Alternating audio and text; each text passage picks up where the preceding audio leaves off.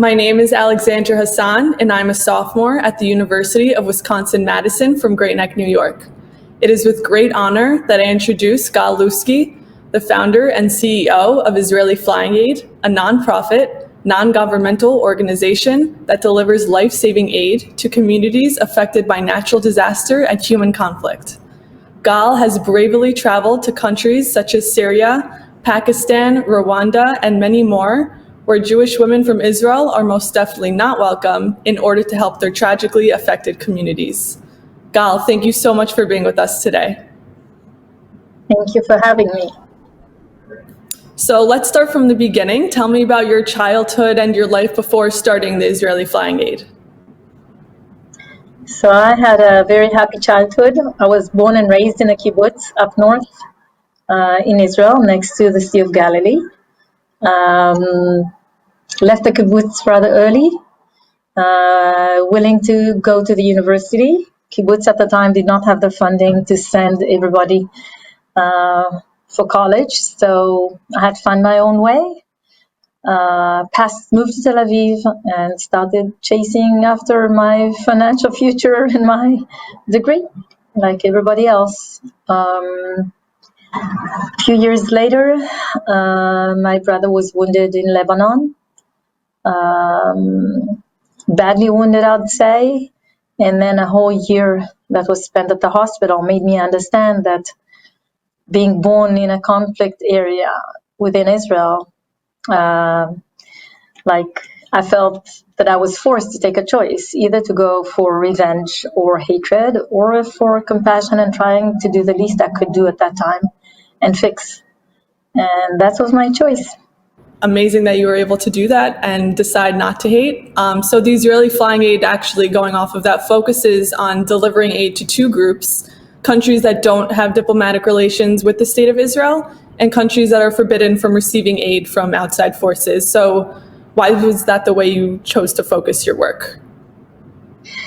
So IFA was established in response to Chapter 7 of the Security Council Charter that defines crime against humanity, genocide, and act of aggression. While at the same time, none of these definitions include prevention of aid, which remains legal and allowed. IFA was established in 2005 in response again to that Chapter 7. And the mission is very, very specific. Countries that do not allow life-saving aid going into the territories following disasters or wild conflict, and countries that do not have diplomatic ties with Israel.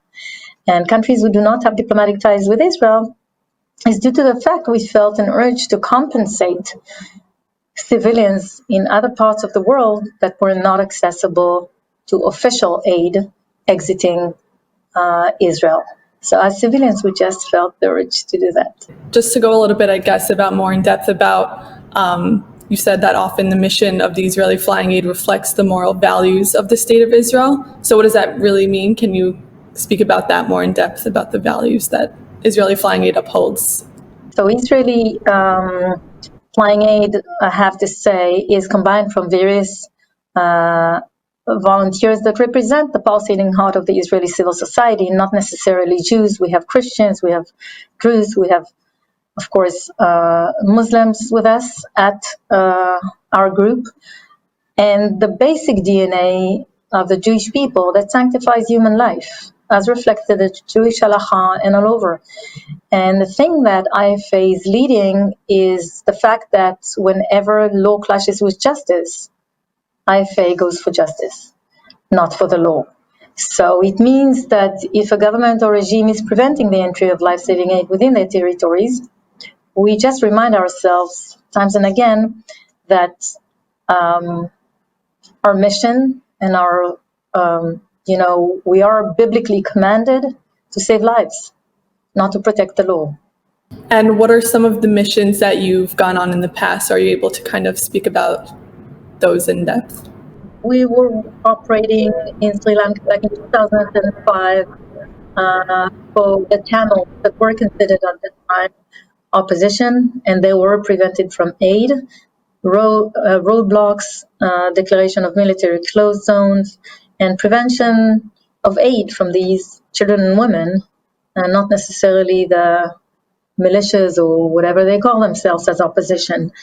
So we always remember that those innocent victims should be out of that game, and they should be accessible to water, to food, to medical help, and if possible, emotional trauma treatments, at least when disaster strikes. So we had to bypass those army checkpoints and penetrate the close military zone, reach our target population, which at that time was Tamil children and women, and deliver our help. Another example was not necessarily a country who was hostile to Israel, it was Burma, Myanmar, following Cyclone Nargis, that did quite the same, prevented NGOs and UN from going within their country. UN needs to be invited in by the local government or regime. UN cannot force itself into a country and enforcing help. And since it was not invited, that disaster was very easily transformed to a mass killing weapon using prevention of aid. Thousands had passed away directly from the cyclone, but tens of thousands were starved to death within the next 8 months. Israeli team members went into the Delta, to that close military zone, and supplied 80,000 meals within less than 2 weeks and pulled out. Wow. And how would you say, have you ever felt that your life was in danger on a mission when going in the past? I can say that what makes IFA's volunteers very unique is the understanding that the real death penalty is not losing their own physical lives. It's living the rest of what they have on this planet with no compassion. And we all work on an automatic mode when we, deploy those missions and just focus on the target. And have you ever really questioned what you were doing, risking your life to save people in countries that don't necessarily support Israel or Israeli citizens?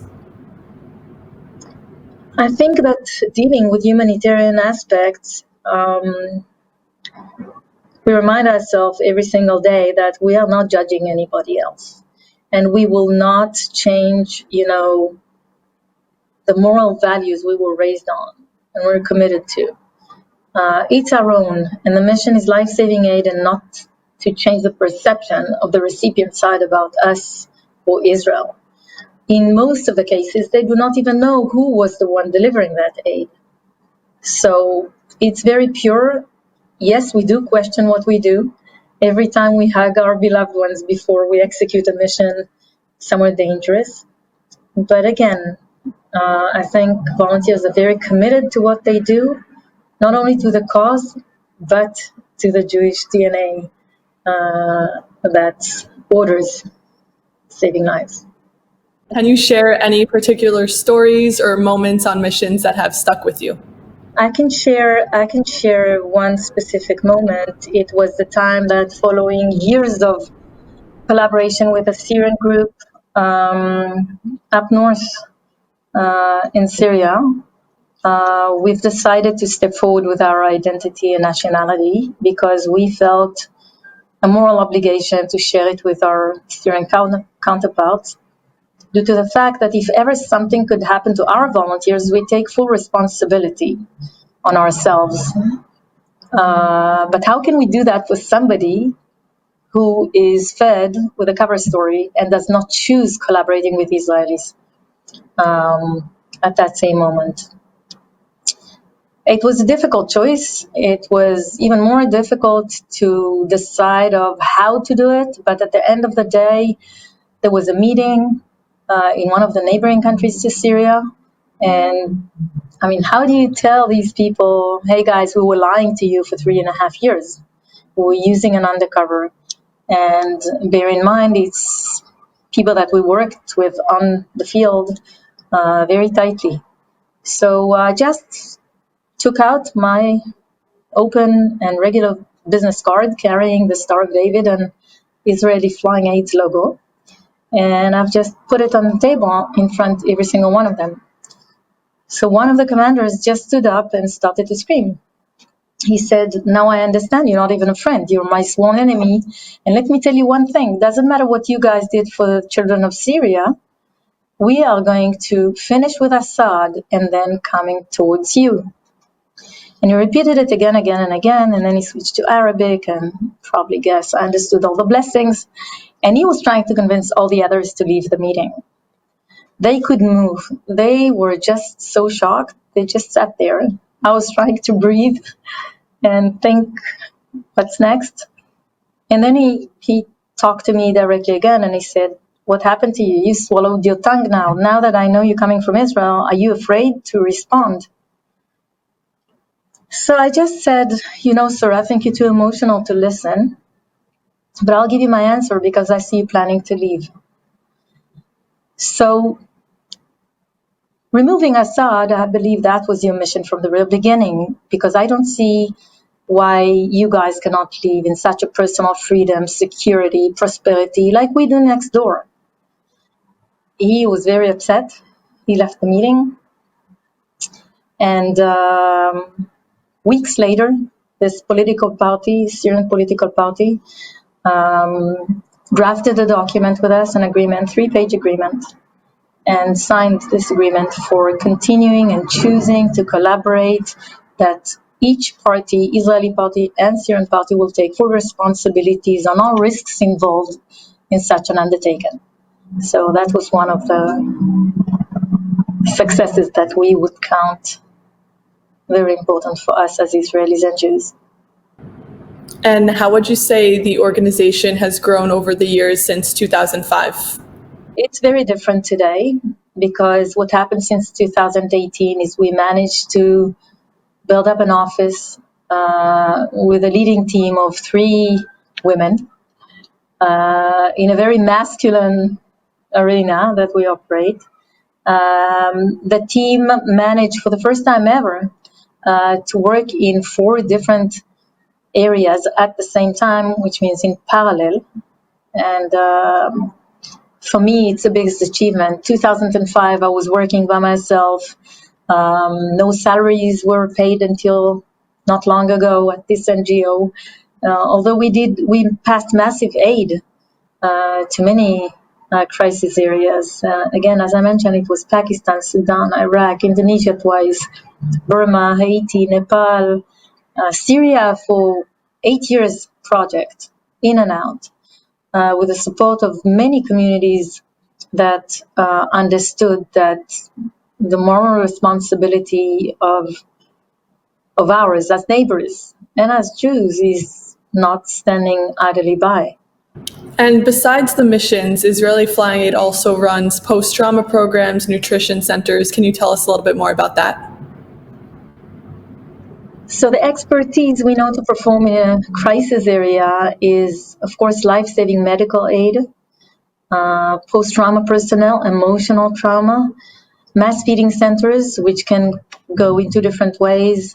If team members are safe enough to stay put, we can cook up till 15,000 meals and distribute those among the camps around. And of course, search and rescue teams. Wow. What do you have to say for those who do not know much about what the Israeli Flying Aid do, and what can individuals do to spread the same kindness put into action by the Israeli Flying Aid? First of all, to support the slogan of IFA, which is nobody asks permission to kill. We do not ask permission to save lives from anybody, anywhere and anytime. And that agenda should be, I think, especially for students, it's something that would go even without saying. It's very natural. If you dedicate your time and effort and funding, you should dedicate it to somewhere you believe in a cause. And hopefully this cause will become more and more mainstream, and people, and hopefully the young generation, will push towards this dedication to the real needs. IFA is online. It's ifaid.com. You can see all our previous missions, at least the ones we can talk about. And hopefully people will choose and support us. Thank you so much for being with us today and sharing your inspiring story and telling us about the amazing Israeli Flying Aid. Thank you so, so much. Thank you, Alex. Thank you.